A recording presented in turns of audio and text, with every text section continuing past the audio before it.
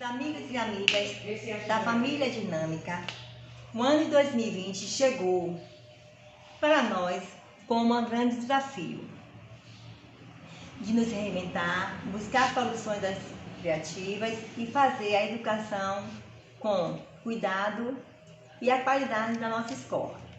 Gratidão é que resume a parceria este ano. Gratidão às famílias que viraram a extensão da escola, aos professores que acolheram em seus lares o ato de ensinar e, por fim, aos nossos alunos, verdadeiro sentido de todos os nossos esforços. Quero agradecer a todos e informar que a nossa Feira de Cultura será no dia 19, sábado, pela manhã. Esperamos contar com a participação de todos aqui na escola. Vai ser um drive-thru e onde vocês passam na escola para receber os materiais de vocês e dizer que beijinho não pode, abraço não pode, mas sua presença é especial. A todos, eterna gratidão. Quero agradecer a todos e dizer que estamos na escola para Matric 2021, viu? Então, beijos, amor no coração. Oi, gente, tudo bom? Estamos chegando mais um fim do ano letivo, com o coração cheio de esperança que dias melhores chegarão para todos nós. Mas enquanto isso não chega, a nossa Feira de Cultura esse ano será muito especial. Será essa feira digital construída por muitas mãos, professores, alunos, escola e especialmente a família. O tema dessa feira é um tema especial, também feito pensando nesse novo momento. Esse planeta global que se tornou uma aldeia, onde todos que se unem repercutem um pouco de cada um de nós. Falando disso, cada série, cada turma pensou do seu jeitinho como se comunicar uns com os outros. Então, nesse vídeo de YouTube que estaremos disponibilizando nessa manhã, estará lá os sonhos, as expectativas, os desejos, as vontades, mas acima de tudo, os vários aprenderes que nossos alunos tiveram durante o nosso ano letivo. A principal força que nos move é a responsabilidade de compreender que cada um de nós somos agentes transformadores dessa grande aldeia global. Tema esse que nos deixa muito feliz, porque cada aluno, cada aluna fez todo um esforço para se comunicar e dizer a vocês: fazemos parte desse planeta. Um beijo para todos e uma boa Feira de Cultura.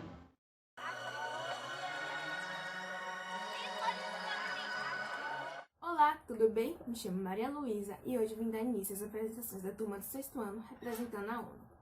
A ONU, Organização das Nações Unidas, é uma organização internacional criada em 24 de outubro de 1945, nos pós da Segunda Guerra Mundial, com o objetivo de garantir a paz do mundo. Atualmente, a ONU conta com 193 Estados-membros, países, sendo que 5 deles têm assentos permanentes, que são Estados Unidos, Rússia, Reino Unido, França e China.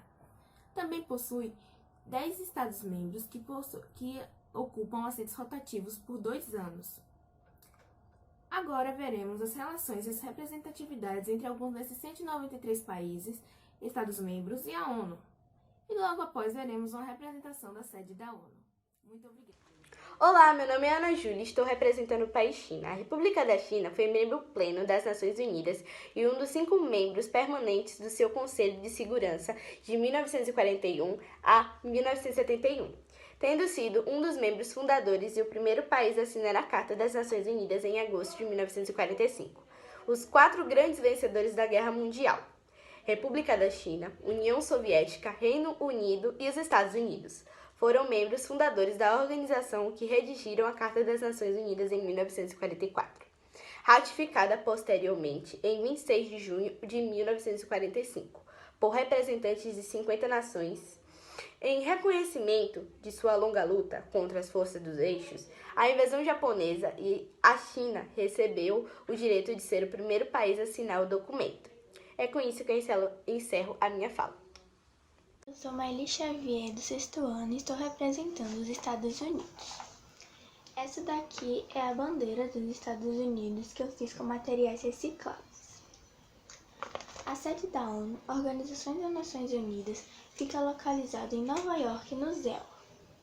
A ONU foi fundada em 24 de outubro de 1945. A ONU foi fundada para trabalhar pela paz e desenvolvimento com a ratificação da Carta das Nações Unidas, tendo como um país os Estados Unidos. O nome Nações Unidas foi cunhado pela primeira vez pelo presidente dos Estados Unidos, Franklin Roosevelt.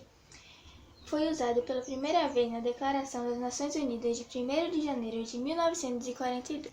Durante a Guerra Mundial, 26 representantes de 26 nações prometeram seus governos continuar a lutar juntos contra os poderes do eixo. Os Estados Unidos exercem uma grande influência política e militar em todo o mundo. Faz parte dos membros permanentes do Conselho de Segurança das Nações Unidas. Quase todos os países têm embaixada em Washington e muitos consulados em todo o país. Da mesma forma, quase todas as nações acolhem missões diplomáticas americanas. Olá, meu nome é Rafael Souza do Nascimento, eu sou do 6º ano. Estudo na Escola Dinâmica de Camaçari.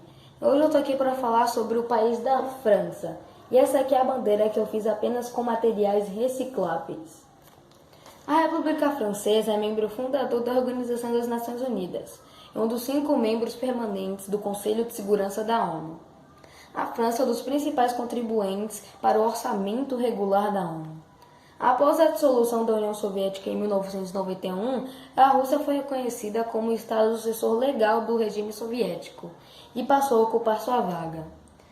A França manteve sua vaga no Conselho de Segurança, já que não houve mudança em seu status ou reconhecimento internacional, apesar de que muitos dos seus territórios ultramarinos conquistaram suas independências. Então, foi isso e tchau! Olá, me chamo Kelly, sou do 6º ano e hoje eu vou falar um pouco sobre o Reino Unido e a ONU. Essa é a minha bandeira do Reino Unido. O Reino Unido é membro fundador da Organização da Nação Unida e um dos 5 membros permanentes de seu Conselho de Segurança. O Reino Unido figura como o 5º maior contribuinte financeiro da organização, tendo provido em torno de 5% do orçamento anual e 6% do orçamento voltado das operações de paz em 2015.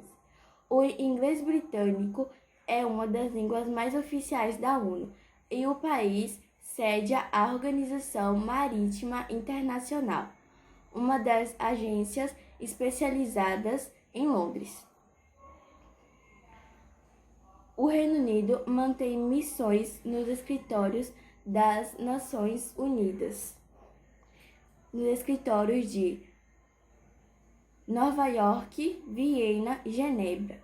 Essas missões diplomáticas representam os interesses e posicionamentos gêneros britânicos e com relação aos órgãos das Nações Unidas e outros Estados-membros. Obrigada por assistir. Tchau.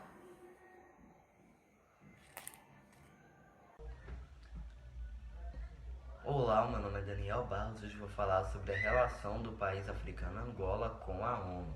Eu também vou mostrar aqui a minha bandeira que eu fiz da Angola com recursos recicláveis. Começando, com a proclamação da independência nacional e com a constituição do primeiro governo da então República Popular de Angola, o país foi reconhecido e admitido no dia 2 de fevereiro de 1976 como 46º membro da atual União Africana e, em dezembro do mesmo ano, na Organização das Nações Unidas. A equipe no país é presidida pelo coordenador residente das Nações Unidas, no caso a ONU. Esta equipe reúne-se mensalmente a fim de partilhar informação, traçar estratégias e coordenar o trabalho da organização em Angola. Atualmente, a estrutura das Nações Unidas em Angola é composta pelo gabinete do coordenador residente e 21 agências especializadas. A ONU uma vez tentou impedir uma guerra civil que estava acontecendo na Angola. Ela teve um sucesso e 3 fracassos. Infelizmente, ela não conseguiu fazer isso. E agora eu vou mostrar para vocês a minha bandeira da Angola, que eu usei com recursos recicláveis, tais como o sacola plástica e plástico de vasilhas. E essa aqui é a minha bandeira da Angola, que eu fiz com recursos recicláveis. Muito obrigado por assistir. Olá, meu nome é Roger Bandeira, sou do 6º ano e vou falar sobre o país Chad. O Chad, também chamado de Tchad, é ex-colônia francesa. Sua independência foi conquistada no dia 11 de agosto de 1960. Em seu território habitam mais de 200 grupos étnicos diferentes, apesar de abrigar reservas de ouro e petróleo. Sua população é uma das mais pobres no mundo. O Índice de Desenvolvimento Humano da ONU coloca o Chad como o 7º país mais pobre do mundo, já que 80% da população vive abaixo da linha da pobreza. Chad possui grandes problemas socioeconômicos, entre os quais o analfabetismo atinge 70% da população. Além do índice alto de desnutrição, o seu desenvolvimento humano é um dos menores do mundo. Agora eu vou falar como eu fiz a bandeira do país Chad. Para fazer a parte azul, eu usei fios de barbante e pintei de azul com tinta guache. Para fazer a parte amarela, eu usei papel emborrachado. Para fazer a parte vermelha, eu usei lantejoulas vermelhas. E essa foi minha bandeira do país Chad.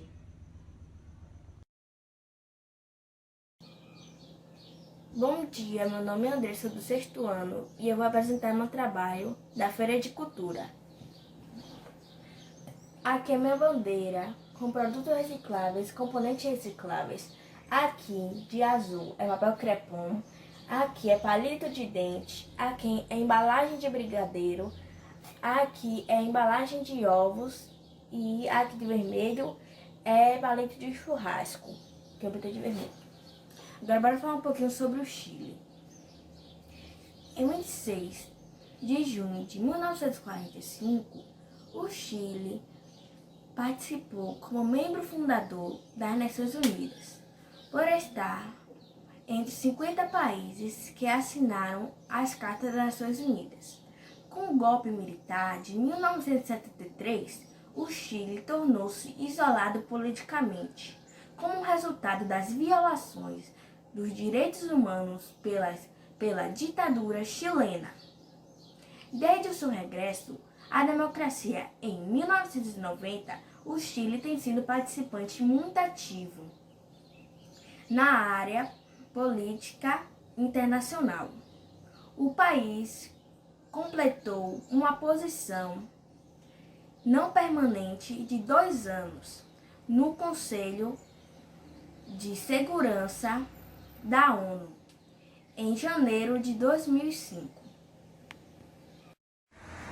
Olá, eu sou Brena, do 6º ano, vim apresentar a bandeira da Espanha, que eu fiz de tampinha garrafa PET.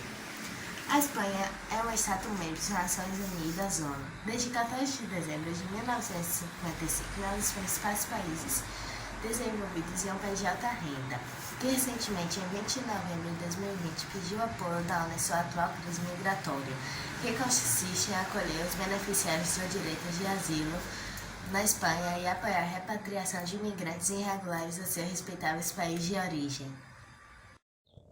Oi, meu nome é Daniel e hoje eu vim falar um pouco sobre a Jordânia. Essa é a bandeira da Jordânia que eu fiz com alguns materiais recicláveis, o papel, o papelão e algumas tintas.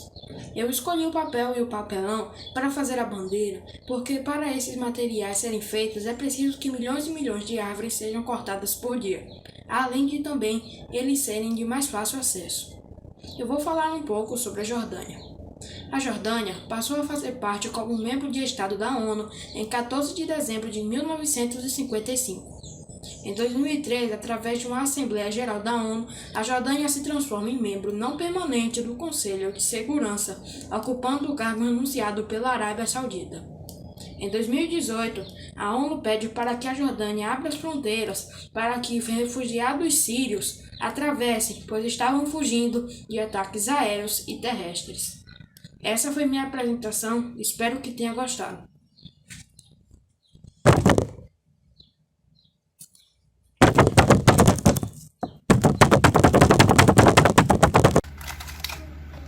Olá, eu sou Jéssica do 6º ano e eu vou falar um pouco sobre a Lituânia. A bandeira da Lituânia consiste em uma tricolor horizontal com as cores amarelo, verde e vermelho. Ela foi adotada em 20 de março de 1989, quase 2 anos antes do restabelecimento da independência do país após o fim da União Soviética. A Lituânia passou a fazer parte como Estado-membro da ONU em 17 de setembro de 1991, quando foi reconhecida sua independência. Ela integrou a extinta União das Repúblicas Socialistas Soviéticas, conseguindo sua independência em 1991, sendo o primeiro país a desvincular da União Soviética. E a minha bandeira foi feita com papel, fundos de garrafinhas plásticas e tinta. Essa é a minha bandeira da Lituânia. Me chamo Ana Beatriz, eu sou aluna do 6º ano da Escola Dinâmica e hoje estarei apresentando a Malásia. Eu irei falar um pouco sobre a relação da Malásia com a ONU, mas antes eu irei mostrar a bandeira da Malásia. Esta é a bandeira da Malásia feita com materiais recicláveis. Agora eu irei falar um pouco sobre a relação da Malásia com a ONU. Malásia. A Malásia passou a fazer parte como Estado-membro da ONU em 17 de setembro de 1957. Ela possui representação diplomática permanente na ONU.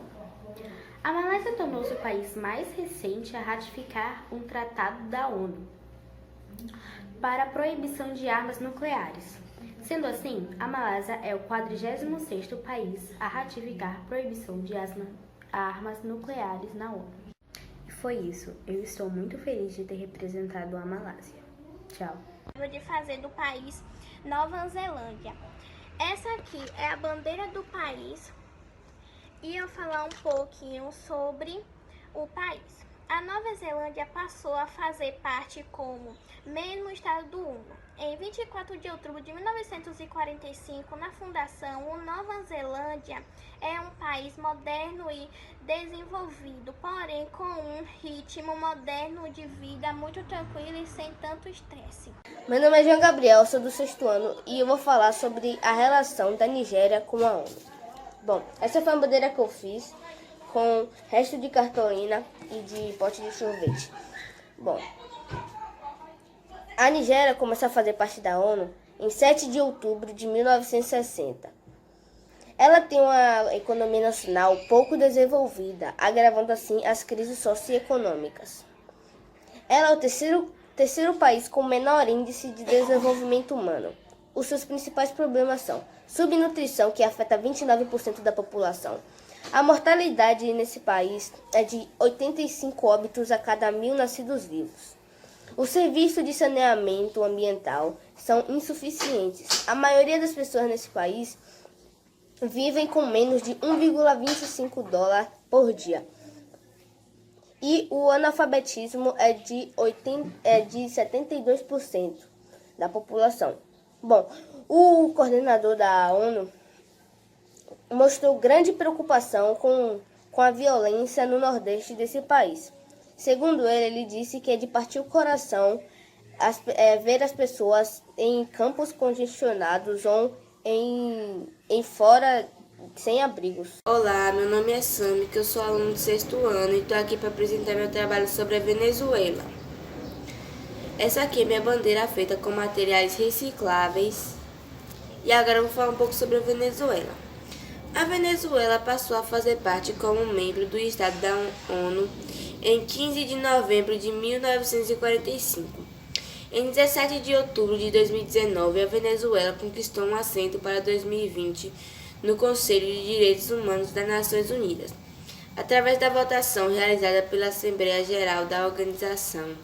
Mesmo com forte campanha contra essa eleição, campanha essa contra a Venezuela, realizada pelos Estados Unidos, vários países da América Latina e a Organização de Direitos Humanos, em razão ao regime exercido por Nicolás Maduro. Bom dia, meu nome é Maria Fernanda, sou da turma do 6º ano e hoje eu vou apresentar minha bandeira sobre o Brasil e falar um pouco sobre o Brasil, a relação do Brasil na ONU. O Brasil é um dos membros fundadores da Organização das Nações Unidas, mais conhecida como ONU, que ocorreu em 24 de outubro de 1945. O Brasil participa de todas as agências especializadas da ONU.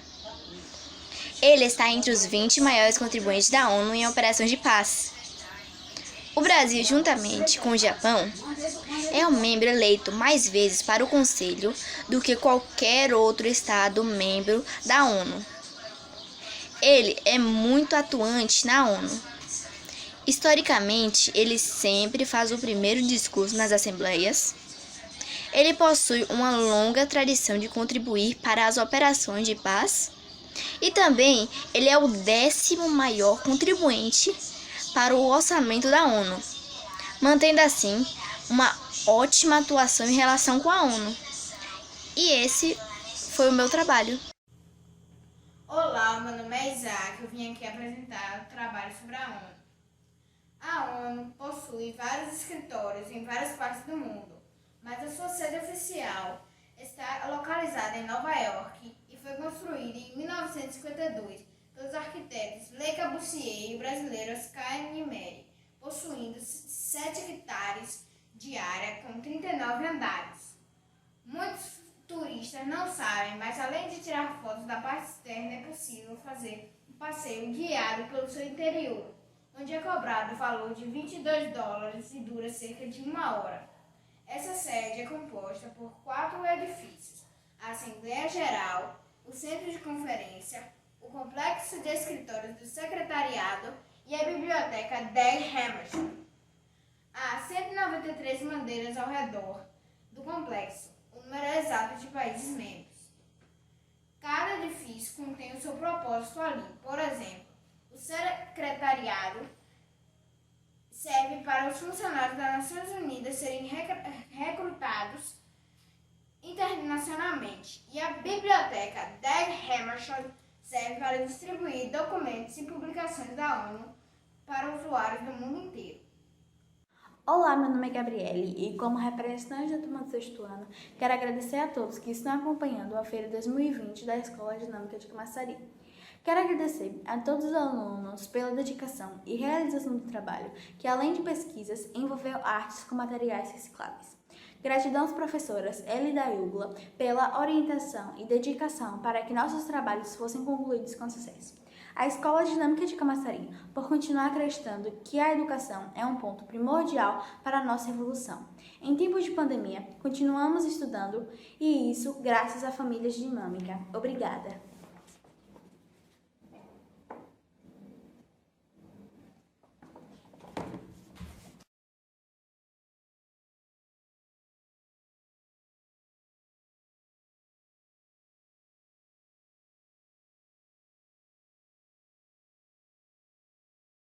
Olá a todos, eu me chamo Nathalie Sena de Oliveira e está começando mais uma edição especial das Notícias do Cotidiano e hoje abordaremos o tema Herdeiros da Terra, processo migratório e refugiados, vários povos de uma terra só.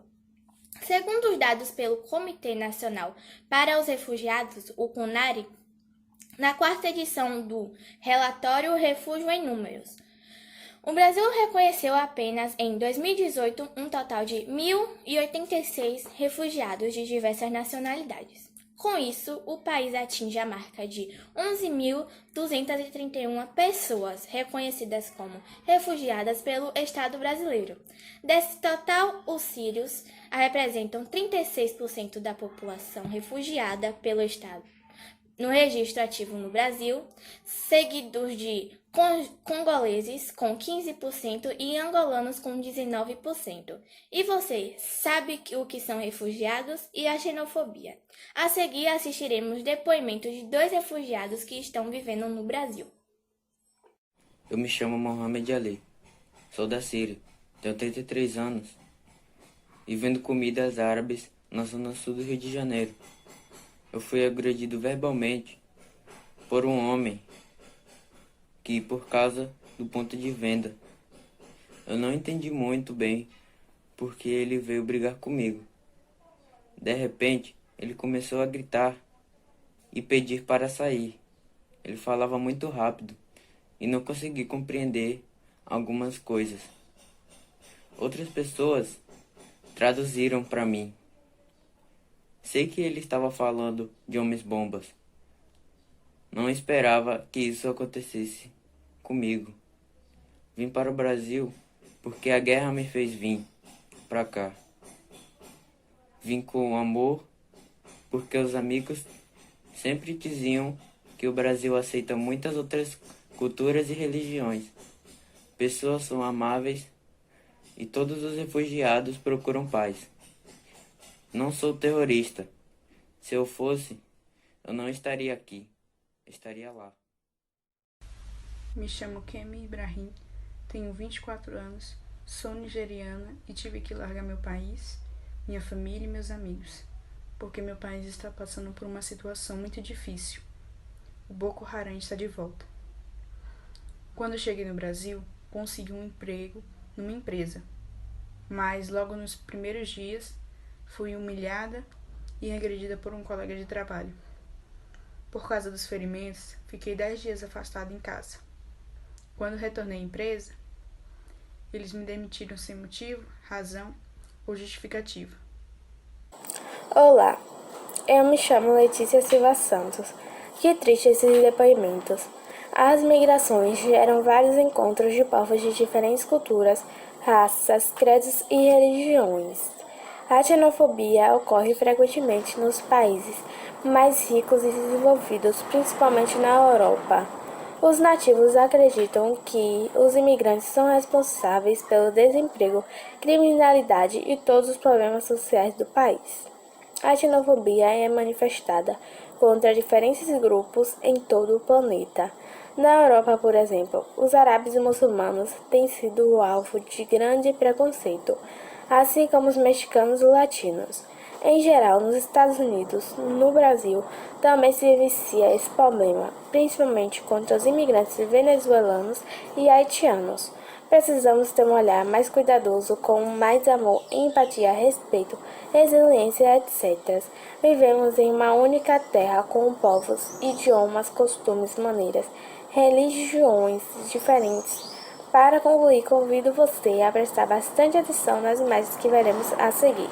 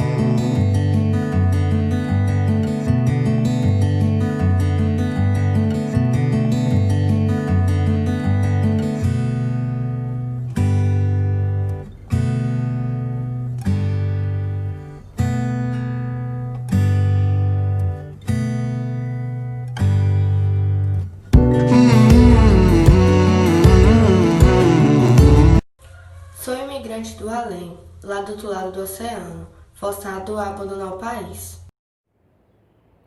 Sim, o país de origem que há séculos venho lutando, querendo viver. Feito por Deus e entregue a todos os homens, não importa aqui ou lá. Lá de onde eu venho, do qual vos chamais ou dizeis ser minha terra. A frase é: feito por Deus e é entregue a todos os homens, Não importa se é aqui ou lá.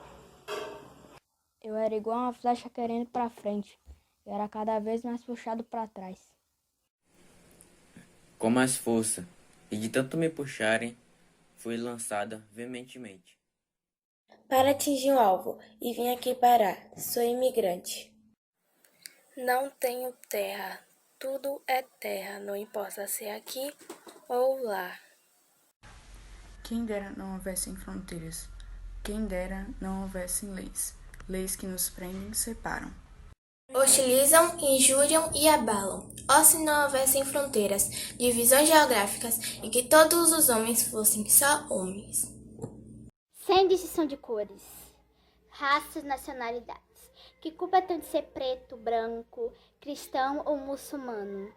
Porém, me respeite, eu só quero viver a vida, porque a terra é nossa e de todos nós. Se talvez a raça negra ou branca não existisse, não existe. O que existe é raça humana. Eu sou imigrante, migrante, resistente com força para viver, almejando viver. Sou revestível como um leão da África, tenho garras de um falcão do mato. Sou persistente como a onda movível.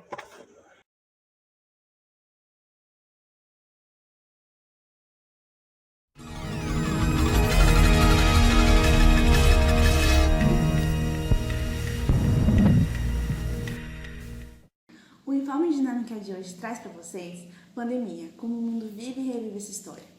Em diferentes momentos da história, principalmente quando não existiam as vacinas e os antibióticos, vírus e bactérias causaram mortes a milhões de pessoas. Antes do coronavírus, a história da humanidade foi marcada por grandes pandemias.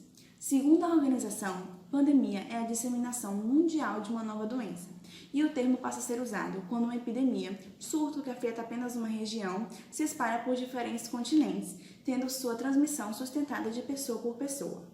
Muitas foram as pandemias que aconteceram e foram registradas ao longo da história, e também causaram situações de grande tensão, aprendizado e transformações no modo de vida e de se ver o mundo. Foram situações que colocaram as sociedades inteiras sob ameaça.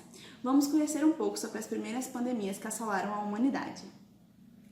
A peste bubônica é uma doença altamente contagiosa transmitida para seres humanos por meio de pulgas de ratos. Os cientistas acreditam que ela deve ter se originado na China ou em algum lugar da Ásia e foi levado pelos genoveses para a Europa.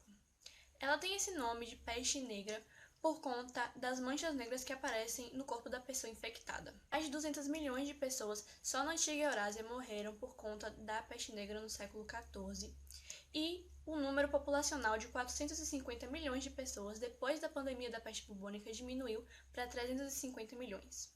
Os maiores sintomas da doença são febre, dor de cabeça, dor nos músculos, cansaço, fadiga e inchaço nos linfonódulos do pescoço, axilas e virilha.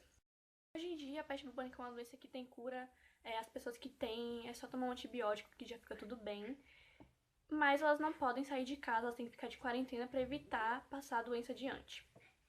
E uma boa forma de evitar também a peste bubônica é ter um bom saneamento básico e uma boa higiene em casa para evitar a entrada de ratos e assim evitar a entrada de pulgas também. E é isso. A varíola é um vírus erradicado que costumava ser contagioso, desfigurante e muitas das vezes mortal. Além de sintomas semelhantes da gripe, os pacientes infectados também apresentavam irritações na pele, no rosto, nas mãos, nos antebraços e posteriormente no tronco. Não há tratamento ou cura para a doença. A sua vacina ajuda a preveni-la, porém o efeito colateral é muito alto, podendo prejudicar algumas pessoas. A Organização Mundial da Saúde liderou um enorme programa de imunização por volta dos anos 70. O último caso da doença, fora de laboratórios, foi registrado em 1977. Esse vírus foi descoberto quando cientistas notaram que uma múmia que viveu por volta dos anos 1550 a 1307 apresentava um vestígio do mesmo vírus. Essa descoberta dá a entender que o vírus atinge os seres humanos há milhares de anos e é muitas das vezes mortal. No século XX, mais de 500 milhões de pessoas tinham morrido com a doença e chegava a ter 15 milhões de casos por ano. Conta Sumiri Sakabe, infectologista do Hospital 9 de Julho. A A cólera também já foi responsável por causar pandemias em diferentes momentos da história. A primeira pandemia ocorreu entre 1817 e 1823, saindo do Vale do Rio Ganges e acometendo a África e outras regiões da Ásia. Na década de 1990, somente a região nordeste do Brasil registrou mais de 150 mil casos da doença. Um dos mais atingidos pela cólera foi o Haiti, em 2010. O Brasil já teve vários surtos da doença, principalmente em áreas mais pobres do Nordeste. No Leme, em 2019, mais de 40 mil pessoas morreram devido à enfermidade. A razão pela dissipação da cólera são as diversas mutações pelas quais a bactéria passa de tempos em tempos, o que causa novos ciclos de contaminação. Sua transmissão ocorre por meio do consumo de água ou alimentos contaminados. Os sintomas são diarreia intensa, enjoo e cólicas. O tratamento é à base de antibióticos e, apesar de existir vacina contra a doença, ela não é 100% eficaz. A Organização Mundial da Saúde diz que até 4 milhões de casos de cólera ocorrem por todo o ano no mundo, que poderiam ser evitados com o fornecimento de água potável e saneamento. A gripe espanhola, conhecida também como mãe das pandemias, matou de 50 a 100 milhões de pessoas em 1918 e 1919. Esse número representa mais mortes do que o montante provocado pelas duas guerras juntas.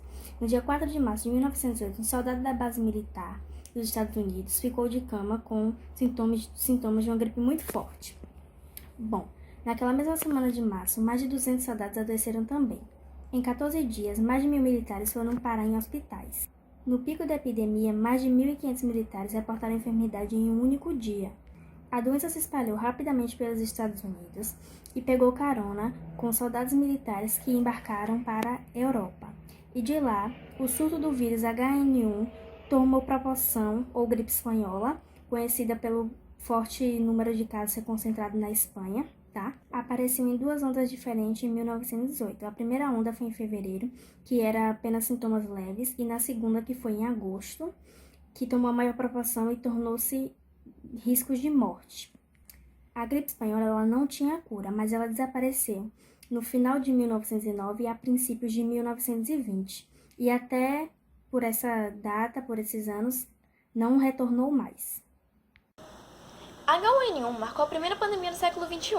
O vírus que faz parte do influenza tipo A teve origem no México em 2019. O nome popular, gripe suína, se deu pelo fato de ter sido acontecido por porcos em primeiro momento. O vírus ele matou mais de 16 mil pessoas ao redor do mundo todo. E o primeiro caso confirmado no Brasil foi em maio de 2009. Já no mês seguinte, o país tinha contabilizado 627 pessoas infectadas pelo vírus, de acordo com o Ministério da Saúde. O contágio ele se dá a partir do momento em que você entra em contato com gotículas respiratórias infectadas pelo ar ou quando você entra em contato com a superfície contaminada. Seus sintomas são tosse, dor de garganta, dores pelo corpo todo, calafrios e febre. O tratamento ele consiste em administração antiviral. Também pode ser prescrito, de acordo com o quadro do paciente, antitérmico, analgésico e expectorante. A Organização Mundial de Saúde declarou H1N1, gripe suína, como uma pandemia. Assim, ela se espalhou por 70 países e 50 estados norte-americanos.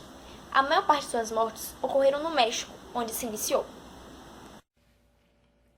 A doença do Covid-19 é infecciosa e é causada pelo coronavírus recém-descoberto na China, que afeta diferentes pessoas de diferentes maneiras. As pessoas infectadas sentem sintomas leves ou moderados e acabam não sendo hospitalizadas. Em outros casos, o vírus pode ser até letal. A transmissão desse vírus é feita através de gotículas geradas por pessoas infectadas ao tossir, espirrar ou exalar. Essa doença é transmitida a partir da inalação do vírus por estar perto de uma pessoa infectada, ou também se você passar a mão em uma superfície contaminada e levá-las aos olhos, boca e nariz. Essa doença tem sintomas muito comuns, como tosse, febre e cansaço. Em todo o mundo, são mais de 1 milhão de pessoas mortas por essa doença, e isso só vem se alastrando. Países como Índia, Estados Unidos e Brasil lideram o número de mortos. Em relação aos casos, são mais de 36 milhões de pessoas infectadas, e isso só vem aumentando. Pandemia é uma palavra que causa uma série de questionamentos e, claro, muita ansiedade e pânico. Até o momento, o vírus causador da Covid-19 já infectou milhões de pessoas, além de causar muitas mortes no mundo. Os números são assustadores, e já que estamos falando de algo novo, vamos conferir os dados atuais da Covid-19. O novo levantamento da situação de pandemia do coronavírus aqui no Brasil já registrou mais de 321 mortes pela Covid-19 nas últimas 24 horas, chegando ao total de 176.962 óbitos desde o início da pandemia. Em casos confirmados, mais de 6.602.942 brasileiros já tiveram ou têm coronavírus atualmente.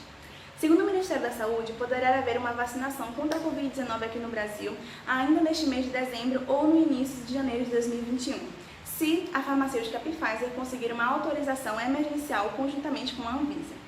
Segundo o Ministério, o ministro Eduardo Pazuello confirmou que para a vacinação da Covid-19 acontecer ainda neste mês de dezembro, é necessário que as empresas consigam adiantar a entrega dessas doses. Diante disso, vamos conhecer os 5 pontos principais para todos saberem sobre essa vacina. Número 1. Os protocolos de segurança. Número 2. A taxa mínima de eficácia dessa vacina. Número 3. A vacina pode ou não ser eficaz para todos igualmente. Número 4. Se todas as concorrentes são iguais. E número 5. Mesmo que você não esteja vacinado, é necessário que você continue com as medidas de segurança. Diante de tantas incertezas, é possível, por exemplo, que as autoridades continuem recomendando à população a utilizarem a máscara e evitarem aglomerações, mesmo com a chegada de uma nova vacina. As pandemias do mundo acompanham diferentes períodos históricos. Muitas doenças foram erradicadas ou estão sendo controladas graças aos avanços de pesquisas na área da saúde. Finalizamos a nossa edição de hoje tendo a certeza de que temos aprendido muito durante esse processo, conjuntamente com os nossos cientistas. Suas tentativas para uma vacina 100% eficaz estão acontecendo no mundo afora. Enquanto isso, seguimos com algumas normas de convívio e higiene, buscando minimizar os efeitos e perdas.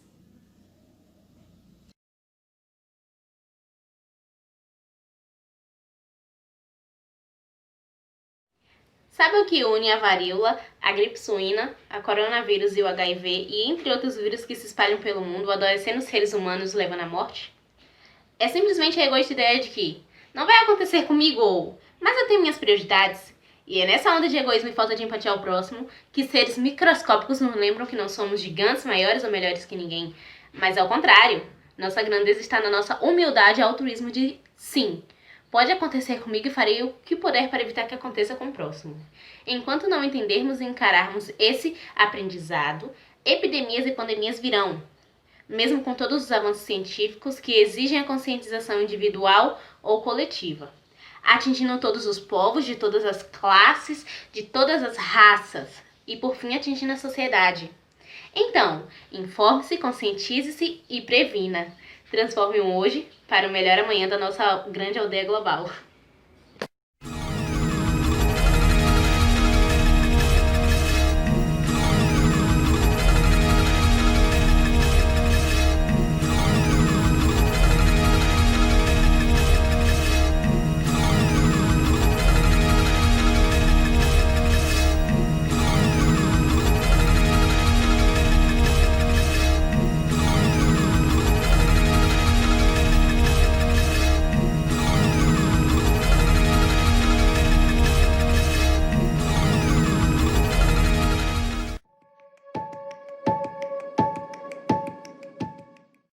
Meu nome é Clara.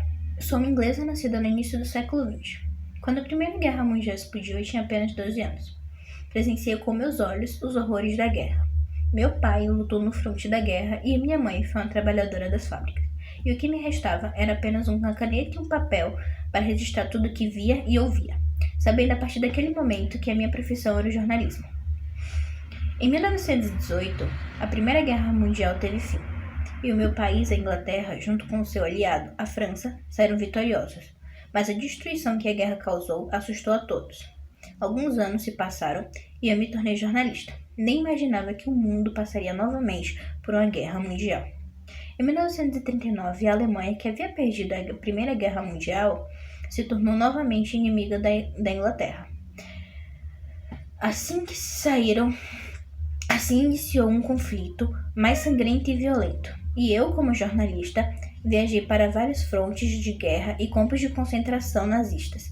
Registrei desembarques e embarques de tropas aliadas e tive o grande privilégio de entrevistar um sobrevivente de bombas atômicas. Em 1945, chegou o fim da Segunda Guerra Mundial, e todos ansiávamos por dias de paz, chegando assim o fim das duas maiores guerras mundiais, que mataram mais de 70 milhões de pessoas. O que nós não esperávamos é que uma terceira guerra mundial estaria por vir, mas essa história eu deixarei seus protagonistas contarem. Bom dia, eu vou falar um pouco sobre a Primeira Guerra Mundial. Na Primeira Guerra Mundial, nós mulheres tivemos um papel fundamental. Eu sou uma das milhares de mulheres que teve que deixar seu lar e seu trabalho para trabalhar nas fábricas. Se o meu trabalho, o trabalho de outras mulheres, a guerra seria muito mais sangrenta. Nós ocupamos postos de trabalho dos homens, produzimos armas, alimentos e equipamentos. Essas armas e esses equipamentos serviram para ajudar os homens no fronte de batalha. Nós não deixamos a economia parar. Nós não deixamos o país pararem. Nós mostramos a força da mulher no momento mais difícil que o mundo passou. Me Amanda, sou francesa e desde nova sempre fui apaixonada por fotografia. E achei que só iria registrar momentos felizes, mas chegou as grandes guerras e tive que eternizar esses grandes confrontos que marcaram muito. Já essa foto foi registrada em 1939, quando o racismo estrutural e institucional marcou profundamente as colônias, baseadas no tráfico humano. E nessa imagem mostra um homem negro bebendo água diretamente destinada para pessoas negras em Oklahoma, nos Estados Unidos.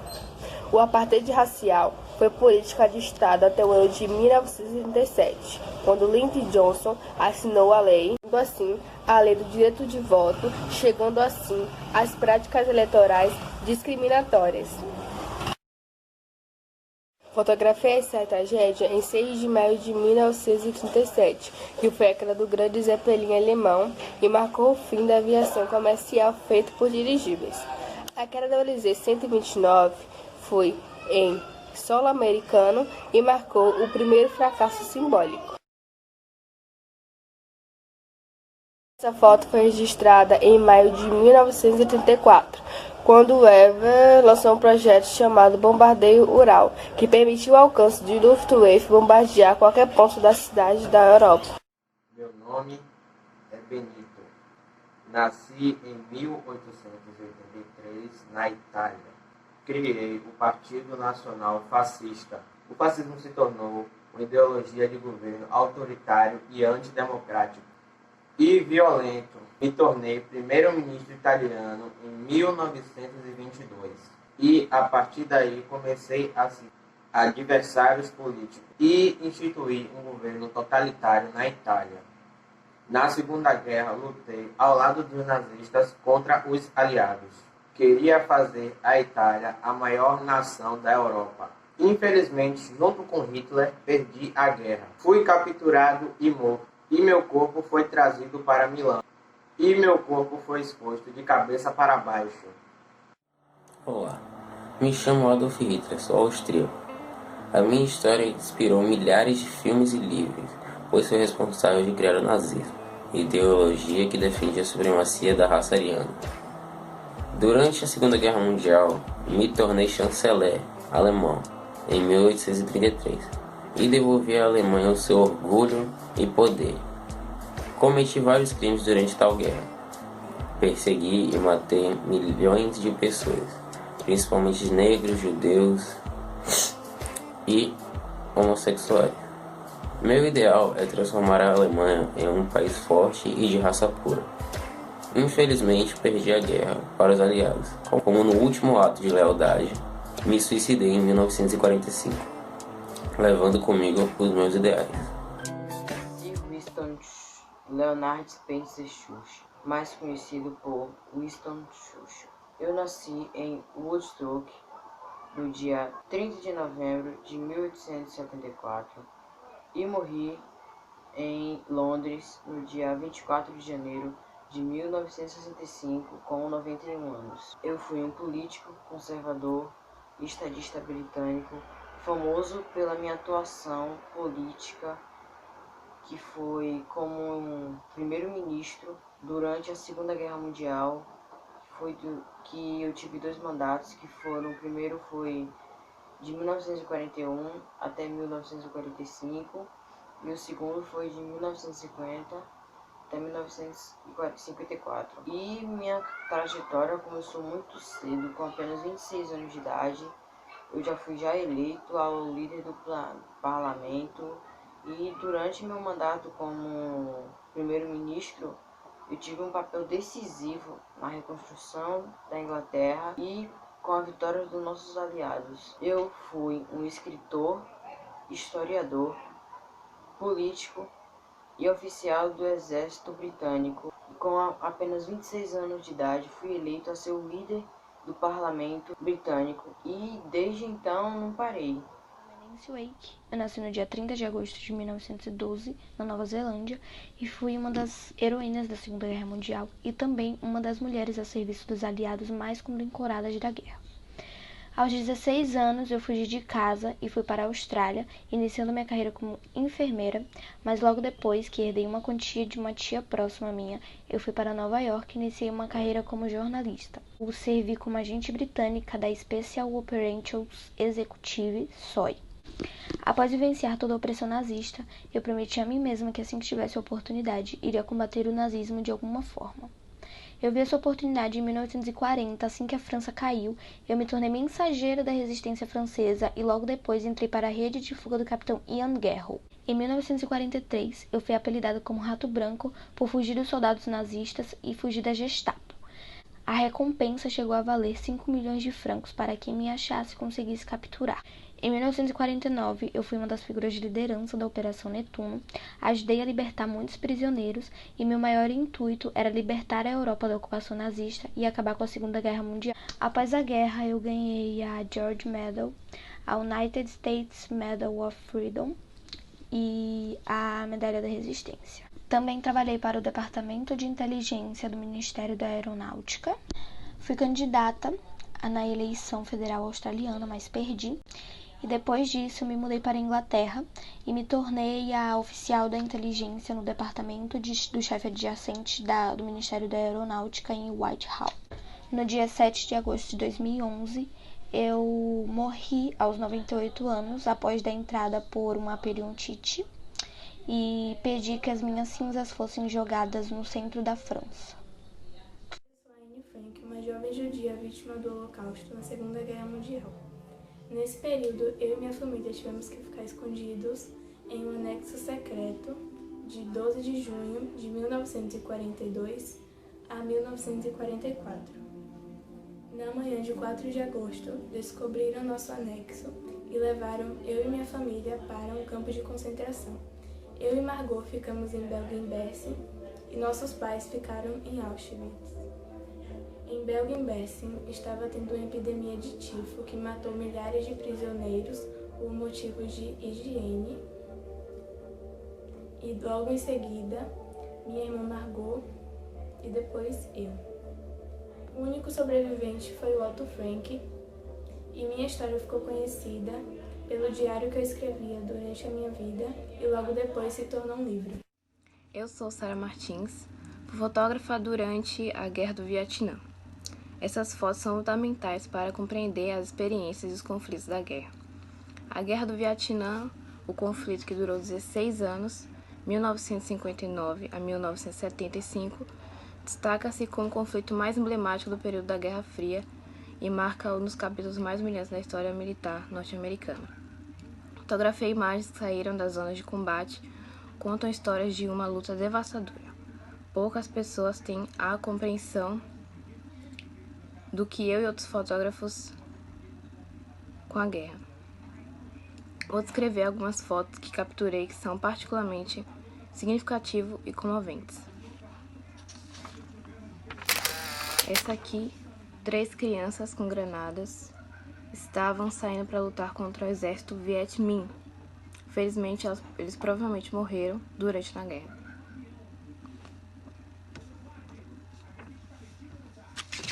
Esse aqui, militar dos Estados Unidos carregando uma criança ferida para longe da batalha em Hue. A criança foi encontrada vagando na noite anterior entre as linhas de fogo. Seus pais provavelmente foram mortos. Essas foram as 2 fotos que eu fotografei durante a Guerra do Vietnã. Oi, me chamo Sara e sou uma vietnamita e vivi os horrores da Guerra do Vietnã. O vilarejo em que eu, meu pai e minha mãe vivíamos foi atacado por soldados americanos. Tivemos que fugir desses ataques. Nossa vila foi atacada por um famoso gás mostarda, um gás químico que promoveu milhares de mortes durante a Guerra do Vietnã. Esse tipo de prática ficou conhecido como a Guerra Suja, pois seria todos os códigos de guerra da época. Meu povo lutou bravamente por sua independência e controle de seu território, e saiu vitorioso. A Guerra do Vietnã tomou conta do mundo, pois várias crianças, homens e mulheres foram mortos de formas cruéis durante a guerra. E as fotografias e os registros jornalísticos davam conta da tamanha crueldade do que a guerra promovia. Por conta da repercussão mundial, os Estados Unidos foi obrigado a deixar o confronto e o Vietnã pôde sim começar uma nova história da paz. Pessoal, meu nome é Ronald Lau Sikovic. Eu nasci 4 de julho de 1946. Hoje sou um escritor e um ativista político.